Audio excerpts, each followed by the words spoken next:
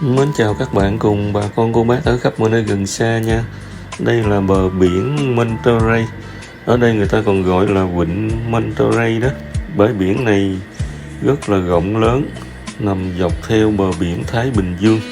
Hôm nay mình có dịp đi ngang và ghé vào đây, và tiện dịp cũng muốn ghi lại một vài nét để chia sẻ đến tất cả bà con cô bác mình cùng xem và biết về bãi biển này nha. Một bãi biển thật sự rất là rộng, trải dài theo bờ biển Thái Bình Dương, nằm ở hướng nam của vịnh San Francisco và cách thành phố San Jose khoảng 2 tiếng lái xe. Và bây giờ mời bà con mình cùng đi tham quan nha. Hiện bây giờ thì mùa nóng đó, do vậy mà người ta đến đây để cắm lều cũng như là tắm biển này kia, nghỉ mát.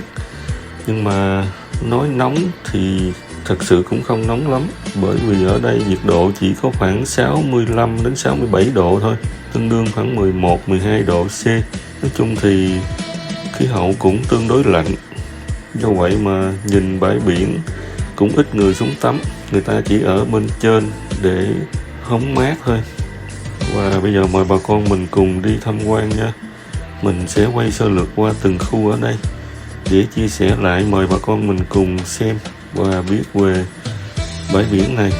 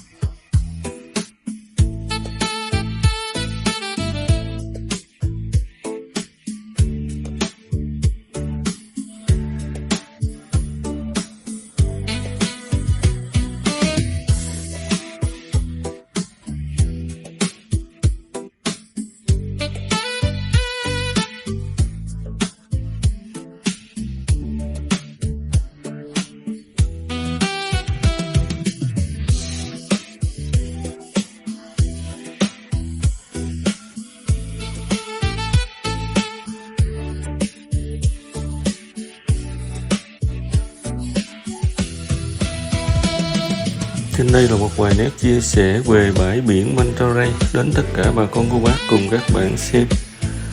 Và video cũng tương đối dài, mình xin phép được dừng ở đây nha. Xin kính chúc tất cả bà con cô bác cùng các bạn luôn có nhiều sức khỏe và niềm vui trong cuộc sống. Xin kính chào tạm biệt và hẹn gặp lại ở video sau nha.